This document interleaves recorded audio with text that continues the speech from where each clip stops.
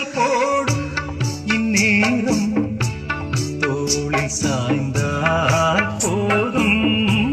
சாரல் பாடும் சங்கீதம் கால்கள் தாளம் போடும். தெரிந்த பிறகு